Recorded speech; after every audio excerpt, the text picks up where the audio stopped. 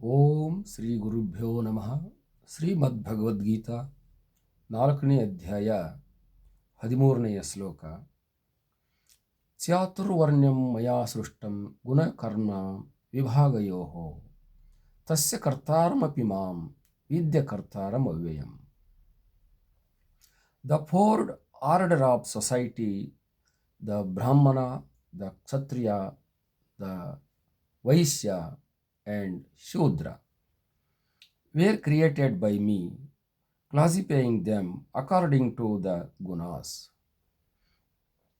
predominant in each and apportioning according duties to them.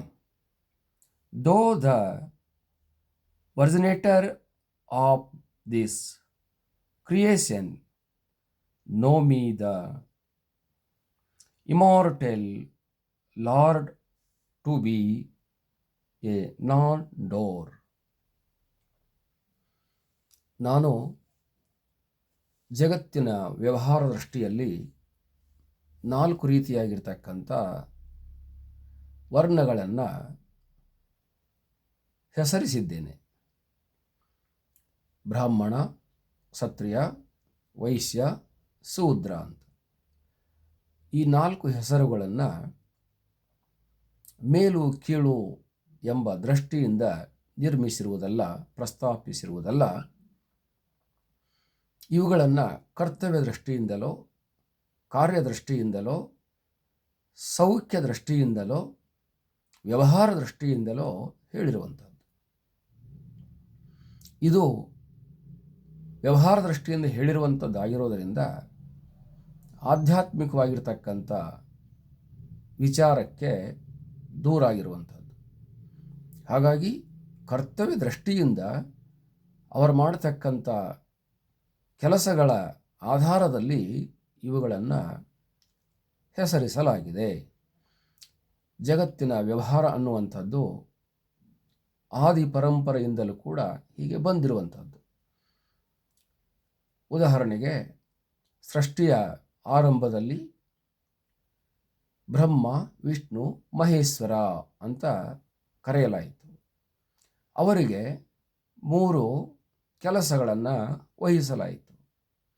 ಬ್ರಹ್ಮನು ಸೃಷ್ಟಿ ನಿರ್ಮಾಣ ಮಾಡುವುದು, ವಿಷ್ಣುವು ರಕ್ಷಣೆ ಮಾಡುವುದು, ಮಹೇಶ್ವರನು ಸಂಹಾರ ಮಾಡುವುದು. ಈ ದಿಶೆಯಲ್ಲಿ ಅವರು ಕರ್ತವ್ಯಗಳನ್ನು ನಿರ್ಮಾಣ ಮಾಡ್ತಾ ಬಂದರು. ಇಂದು ವ್ಯವಸ್ಥಿತವಾಗಿ ದಿಕ್ಪಾಲಕರು ಮೊದಲಾಗಿರತಕ್ಕಂಥ ದೇವತೆಗಳನ್ನು ನಿರ್ಮಾಣ ಮಾಡಿ ಅವರವರಿಗೆ ತಕ್ಕಂತೆ ಹೆಸರುಗಳನ್ನು, ಕರ್ತವ್ಯಗಳನ್ನು ನೇಮಿಸಲಾಯಿತು. ಆ ಕರ್ತವ್ಯ ದೃಷ್ಟಿಯಿಂದ ಅವರಿಗೆ ಅನ್ವರ್ಥಕ ನಾಮಗಳು ಕೂಡ ಬಂದವು. ಹಾಗೆ ಇಲ್ಲಿ ಈ ಜಗತ್ತಿನಲ್ಲಿ ವ್ಯವಸ್ಥಿತವಾಗಿರ್ತಕ್ಕಂಥ ಕರ್ತವ್ಯಗಳನ್ನು ಆಧರಿಸಿ ಅವರಿಗೆ ಅನ್ವರ್ಥಕವಾಗಿರ್ತಕ್ಕಂಥ ನಾಮಗಳನ್ನು ವಿಧಿಸಲಾಗಿದೆ. ಇದರಲ್ಲಿ ಯಾವುದು ಮೇಲು, ಯಾವುದು ಕೀಳು ಅನ್ನುವಂಥ ವಿಚಾರ ಸಂಬಂಧಪಡುವುದಿಲ್ಲ. ಎಲ್ಲರೂ ಕೂಡ ಆತ್ಮದೃಷ್ಟಿಯಲ್ಲಿ ಏಕಾತ್ಮ ರೂಪರು. ಸರ್ವಂತರ್ಯಾಮಿಯಾಗಿರ್ತಕ್ಕಂಥ ಆತ್ಮ ಎಲ್ಲರ ಹೃದಯದಲ್ಲಿ, ಎಲ್ಲರ ಒಳಗಡೆ ಹೊರಗಡೆ ತುಂಬಿಕೊಂಡಿರುವಂಥದ್ದಾಗಿದೆ. ಹಾಗಿರಬೇಕಾದಾಗ ಅದರಲ್ಲಿ ಮೇಲು ಯಾವುದು, ಕೀಳು ಯಾವುದು ಅಂತ ವಿಧಿಸಲು ಬರುವುದಿಲ್ಲ.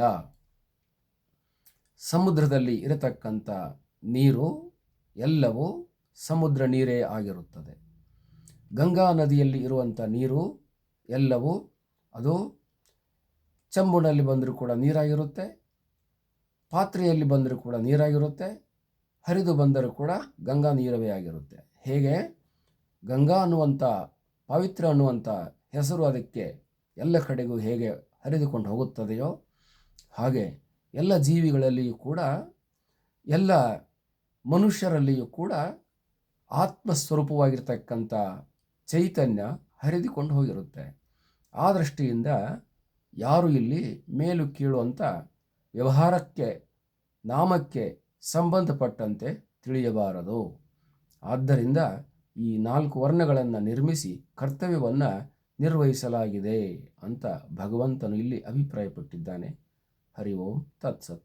ಎಲ್ಲರಿಗೂ ಹೊಸ ವರ್ಷದ ಹಾರ್ದಿಕ ಶುಭಾಶಯಗಳು.